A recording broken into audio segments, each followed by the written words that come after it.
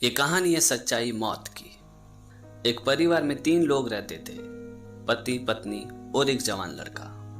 बहुत ही हंसता खेलता और सुखद परिवार था कि एक दिन अचानक उस औरत की पति की मौत हो जाती है। पति के मौत के बाद माँ बेटे ने खुद को किसी तरह से संभाला और इस घटना को करीबन 6 महीना भी नहीं बीता था कि उस औरत के जवान लड़के की भी मौत हो जाती है। अपने जवान बेटे की मौत से उस औरत को इतना बड़ा सदमा लगा था जितना उसे अपने पति के गुजरने से भी सदमा नहीं लगा था, क्योंकि उस औरत के लिए वही एक लड़का एकमात्र सहारा था जो अब इस दुनिया से गुजर चुका था। फिर वो औरत रोते हुए भगवान बुद्ध के पास पहुंची और भगवान बुद्ध से बोली कि मेरे मृत लड़के को जीवित कर दो। उस महिला को ऐसा लगता था कि भगवान बुद्ध ऐसा कर सकते हैं और इसी वजह से वो औरत भगवान बुद्ध के सामने बार बार रो रही थी, गिड़गिड़ा रही थी।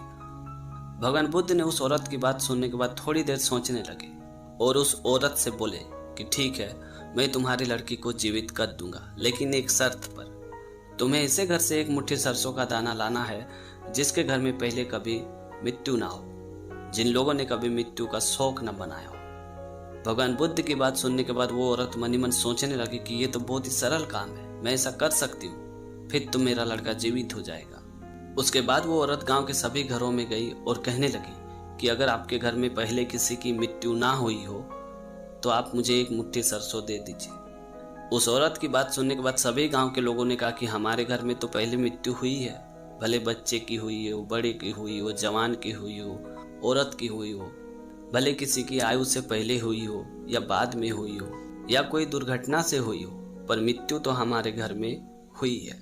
मृत्यु का शौक तो पहले हमने भी मनाया है। गांव वालों की बात सुन के उस औरत को बहुत ही बड़ा सदमा लगा और वो मन ही मन सोचने लगी कि मुझे तो ऐसे सरसों का दाना किसी भी घर में नहीं मिलेगा जहां किसी की मृत्यु ना हो। उसके बाद जब वो औरत निराश होकर भगवान बुद्ध के पास पहुंची, तब तक वो जान चुकी थी कि एक दिन मौत सबको आनी है। उसका शौक हमें लंबे समय तक नहीं मनाना चाहिए। तो दोस्तों, छोटी सी कहानी में ये सिखाती कि जब घर परिवार में किसी प्रिय व्यक्ति की मृत्यु हो जाती है तो ज्यादातर लोग भगवान को और अपने भाग्य को दोष देते हैं। मृत्यु तो सबकी होनी है, इसलिए किसी के मरने पर लंबे समय तक शौक नहीं करना चाहिए, इससे वर्तमान जीवन खराब हो जाता है। तो ये कहानी है महावीर भगवान की। एक बार महावीर भगवान साधना में लीन थे, तभी वहां एक दुष्ट आदमी आया और महावीर भगवान के तन को कष्ट देने लगा, पीड़ा पहुंचाने लगा। लेकिन फिर भी महावीर भगवान अपने साधना में लीन ही रहे। फिर वो दुष्ट व्यक्ति महावीर भगवान को बार बार कष्ट दे रहा था, पीड़ा पहुंचा रहा था, पर महावीर भगवान को उसकी हरकतों से कोई फर्क नहीं पड़ रहा था। वो अपनी साधना में लीन ही रहे। वो दुष्ट व्यक्ति महावीर भगवान को इसलिए कष्ट और पीड़ा पहुंचा रहा था क्योंकि महावीर भगवान हमेशा अपने उपदेशों में यही कहा करते थे कि हमेशा सबसे प्रेम करो, भले कोई आपसे नफरत करता हो, लेकिन बदले में आप उसे प्रेम ही करो। और इसी बात को गलत साबित करने के लिए वो दुष्ट व्यक्ति बार बार महावीर भगवान को कष्ट दे रहा था, पीड़ा पहुंचा रहा था, ताकि महावीर भगवान को गुस्सा आ जाए और उनका कहा हुआ बात गलत हो जाए।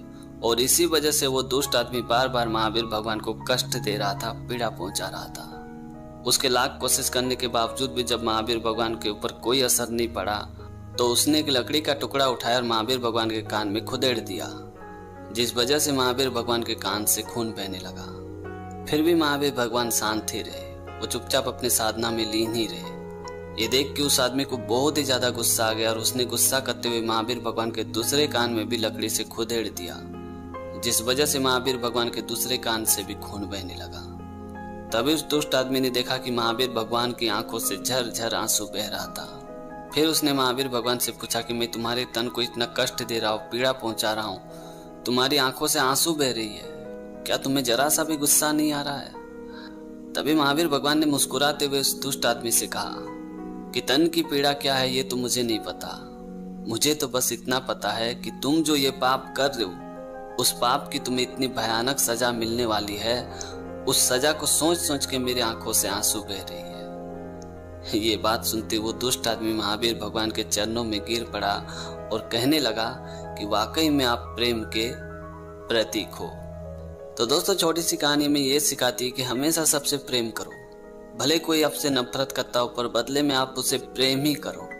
अगर आप ऐसा करते हो तो यकीन मानिए उसकी ये नफरत एक दिन प्रेम में जरूर बदल जाएगी। तो दोस्तों आज की कहानी आपको कैसी लगी कमेंट करके ज़रूर बताना। और अगर आपने हमारे चैनल को अभी तक सब्सक्राइब नहीं किया तो प्लीज़ यार चैनल को सब्सक्राइब कर देना, क्योंकि इस तरह का कंटेंट मैं हमेशा अपने चैनल पे लाते रहता हूँ। तो आज के लिए इतना ही, मिलते अगली वीडियो में एक नई टॉपिक के साथ, एक नई कहानी के साथ। तब तक के लिए जय हिंद, वंदे मातरम।